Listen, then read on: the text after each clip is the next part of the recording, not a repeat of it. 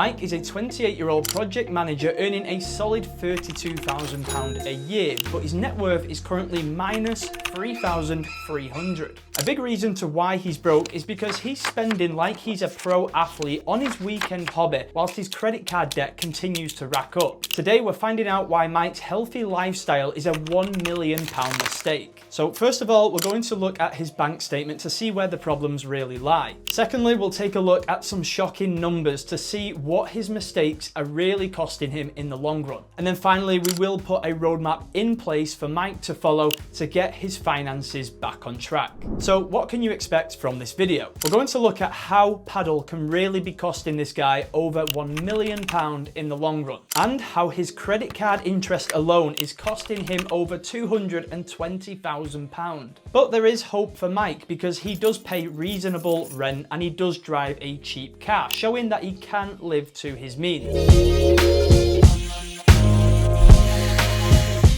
So let's take a look at who we're dealing with here. So as we mentioned in the intro, Mike is a 28-year-old project manager earning a salary of £32,000. To be a project manager, you need to be fairly organised, so I'm curious to why his finances are so unorganised. He is a single guy living alone, currently paying £760 per month in rent. He's got £3,300 in credit card debt and has absolutely no savings, which so far isn't really much of a surprise. Now on paper, things look okay. They're not the worst, but they're also not the best. But wait until you see what's really going on in here. So now we're going to take a look at Mike's bank statement and see the numbers for ourselves. Now, of course, I wasn't going to dox Mike, so what we've done instead is put a picture in here. His PFP is now Mike Tyson. I really can't imagine Mike Tyson playing padel, to be completely honest. The balance for the account is minus £172.77, which we'll get into at the end of the statement. And how this works is I'm going to categorize the spending into 3 different sections. First of all, in green, we have the essentials, which is the essentials of living. Next, in yellow, we will have the allow it section, which isn't necessarily essential, but it's also not the worst thing to be spending on. And then the third and final section in red will be the come on mate category. Because, come on mate, do you really need to be spending your money on this? And rather than going through every single individual transaction on the statement, what I've done is put them into subcategories, group them together, so it's much more simple to follow along. Okay, so first, like we said, we've got the salary. The actual take home ends up being around £2,243.49. So as we said, not bad, definitely enough to be working with. The first expense is the cost of monthly rent, which is £760, which works out roughly around 34%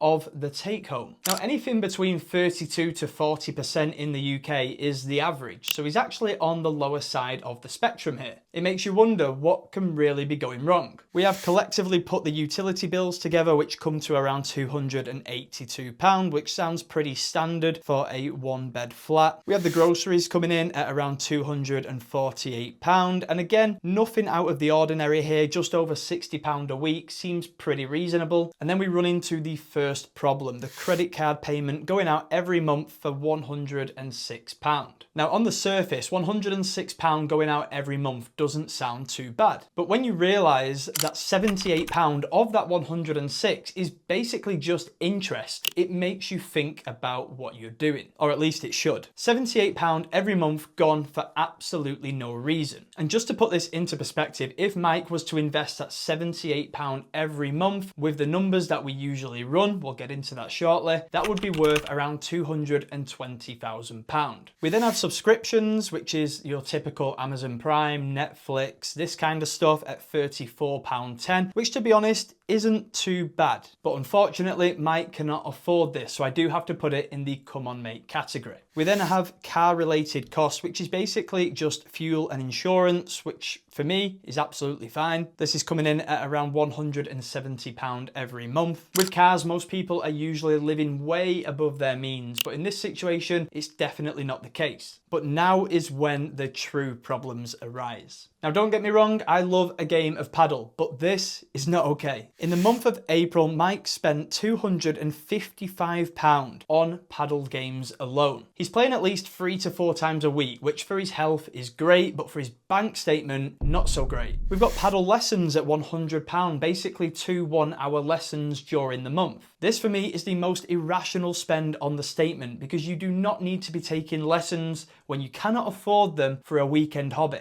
And then just to rub salt in my wound here, we've got paddle balls for the month at £40. Mike, you cannot afford to be buying new paddle balls twice a month. Let somebody else do it. There's 4 people playing. It works out that Mike is spending around 18% of his take home on paddle related spend. And this is just another reminder that, Mike, you are not a professional paddle player. I'm not saying stop playing paddle altogether, but you really should look at these numbers. And again, based on our very reasonable calculations when it comes to investing, this is where the problem is, because paddle is costing him over £1 million in the long run. We then move on to the typical social elements. We're talking about the nights out here. We're talking about the takeaways. Now, I've seen a lot worse. Believe me, on this channel, we have seen some bad ones when it comes to social life. But still, when you're in this position, when you're in negative equity, does £158 on nights out really make a lot of sense, alongside another £73.50 on takeaways? We have no choice but to mark these in red. We then have the gym membership at £35. Now, this one just makes me laugh, to be honest, because when you're playing paddle so much, when the hell are you going to the gym? Now, for most people, gym would be a yellow category. It would be allowed. But I'm going to be harsh here. I'm putting it in red because with all this paddle, I really don't see you getting your money's worth out of this gym membership. And then we have the phone bill at £78.70, which again, I'm going to mark in red because you really can't afford to have the most recent iPhone here. You should be on a very simple SIM-only deal. Total outflow for the month was £2,416.26 once we added the other little bits and bobs from the statement that really didn't need to make the cut. And this is exactly why we have the negative balance in the account. It's very simple. Mike is spending more than what he earns, aka you cannot afford those paddle lessons. Play for fun by all means, but we need to tone it down. So just to give a quick overview of the total spend for each of the 3 categories. First of all, we have the essentials, which come to £1,460, which worked out around 65% of Mike's take home. Now, compared to recent people featuring on the channel, this is probably on the higher side, but it is expected when you're living alone. The allow it category was actually the lowest that we've ever seen on the channel. It was £28, which is only 1.25% of his take home. This is where I feel a bit harsh because maybe some of the stuff that we put in the red could be seen as yellow, but I feel like Mike really needs a wake-up call here. And then finally, the come on mate category comes to £928.26, which is around 40% of his take home. Now, we have to be realistic here. We know that we cannot cut that down to 0. That is just not going to happen. But we need to heavily reevaluate the situation here. So now for me, it is the best part of the video. We are going to run the numbers and see what this spending could really look like in a realistic retirement. So sometimes we would take the whole come on mate category and put that into our compound calculator to see what's really going on. But we know that it's not realistic to have absolutely no social life. And because of the high percentage of spend in the essentials category, it makes it really hard to cut things back in other areas. So let's run some situations. If we was to get rid of the credit card, if we freed up that money every month, and then we also took away the full paddle spend, the full socializing spend, the full takeaways, and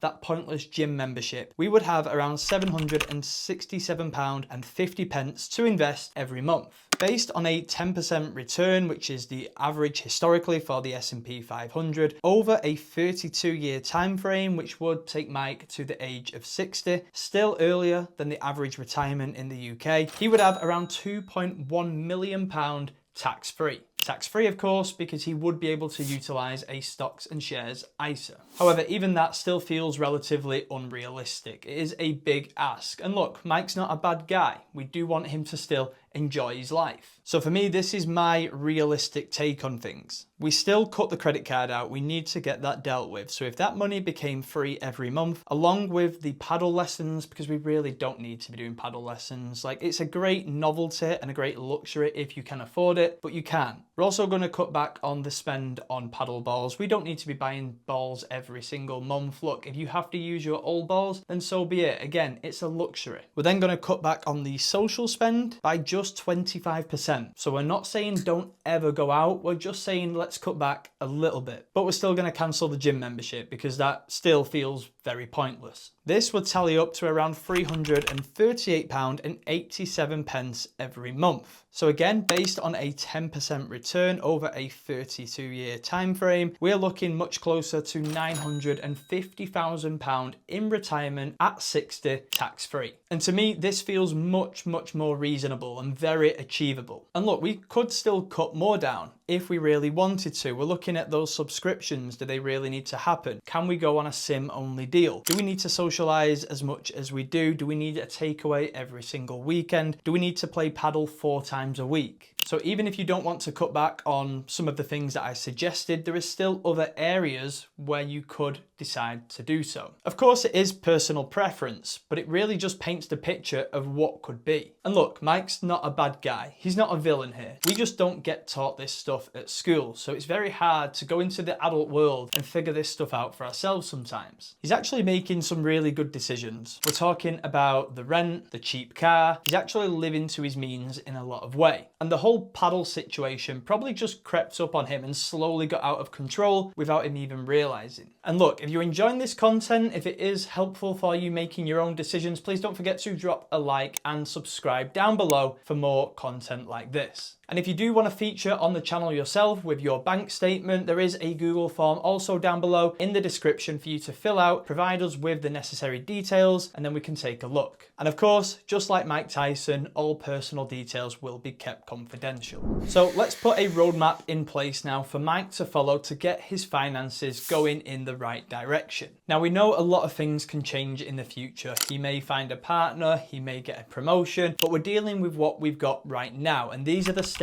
that I believe Mike should be following in the short term. Step number 1, very simple, is to live to the wage that we get. We should not be spending more than what we earn. If we carry on doing this, then the credit card bill is just going to keep racking up and we're going to be paying even more interest, and it is a slippery slope. So before we even think about investing, let's start living to our paycheck. Step number 2, which pretty much goes alongside step number 1, is to start paying this credit card off aggressively. It's causing a lot more damage than he probably realizes. If we get to work on this, then of course his finances are going to look much better, but he's probably going to sleep better at night as well. And then step number 3 is to build up an emergency fund. I think a good point to start here would be 3 months living expenses, which for Mike would take a little while, but it's definitely achievable. This is something that most people should be doing before they start to invest. If an unexpected expense comes along and you don't have any savings, it can cause a world of problems. And those problems end up being related to